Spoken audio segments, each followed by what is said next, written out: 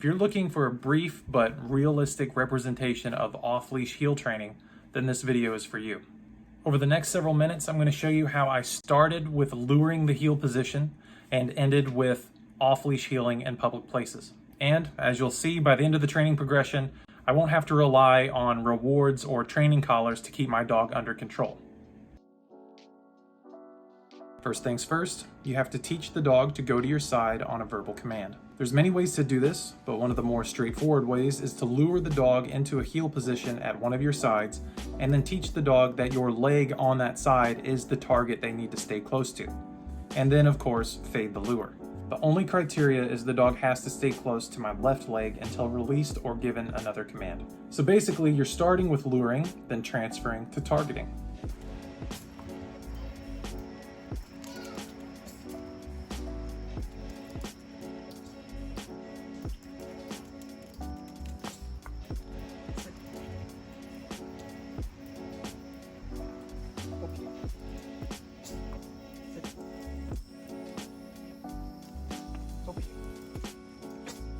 A major component to my preferred style of training is to teach the dog the same idea from a bunch of different angles to help them thoroughly understand the concept I'm trying to teach them. I feel this is important if your goal is to have functional and reliable obedience.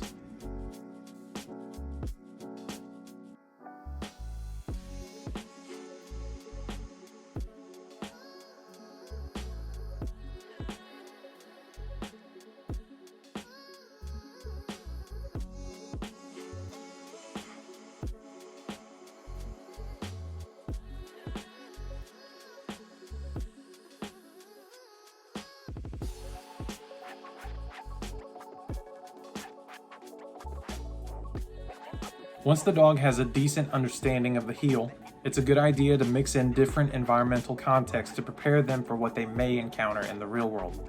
These can be in the form of stairs, doorways, obstacles, people greetings, and so on.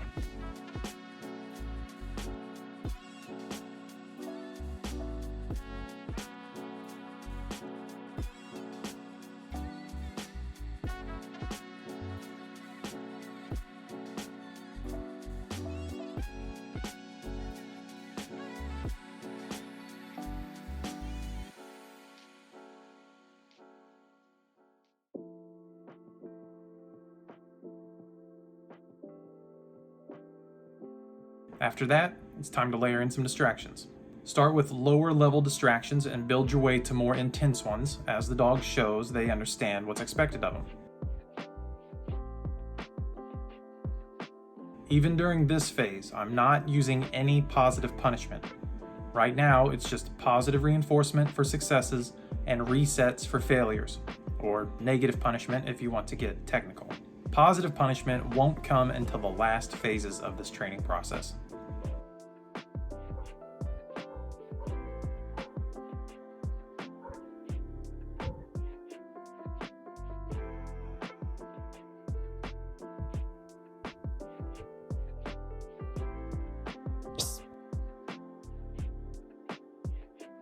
Down, au pied. Get it. Au pied.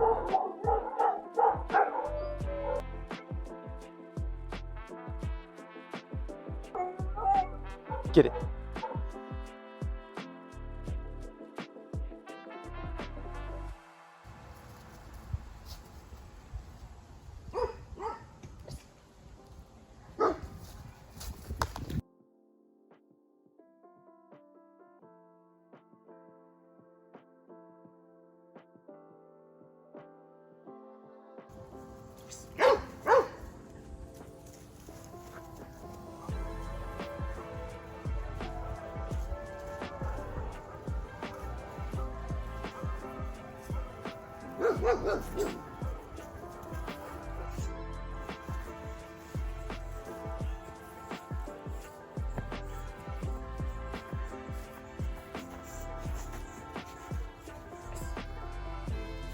Next up, we have to condition the dog to an e-collar. Now, there is a right and wrong way to go about doing this, so if you don't know exactly what you're doing, find someone who does, or don't do it at all. There are many things that can go wrong if you're not careful, but in the right hands, e-collars are very valuable tools that can help you proof and finish behaviors efficiently.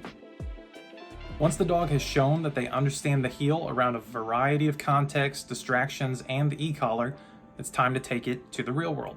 Start off with having the dog on a leash and e-collar and go to many different places. The leash is just used as a guide to help them through the e-collar stem should you need to use it and they don't respond appropriately on their own. Be sure to randomly reinforce the dog using rewards that are hidden on your body.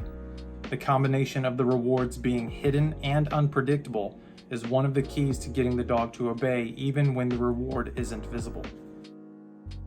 Once the dog has that down, take the leash off but keep the e-collar on, and once again go to many different places where having an off-leash dog is allowed. In my honest opinion, off-leash heeling is overrated for pet dog owners. Many places have leash rules, so you won't get to use it much anyway. Your time is better spent on creating solid leash manners. That being said, the heel is a good exercise in control that everyone can benefit from, and simply taking this progression and applying it to on-leash heeling would be very valuable to any pet dog owner.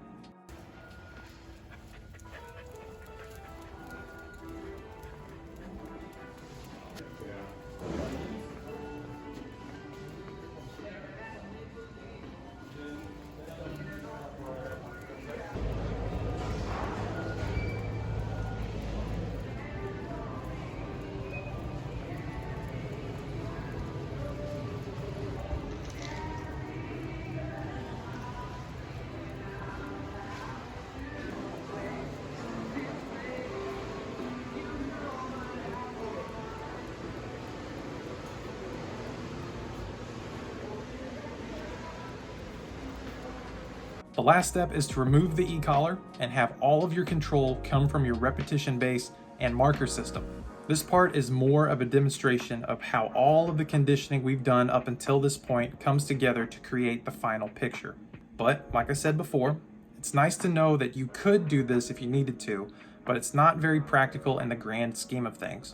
There's nothing wrong with keeping the e-collar on and using it as a I'd rather have it and not need it than need it and not have it sort of thing.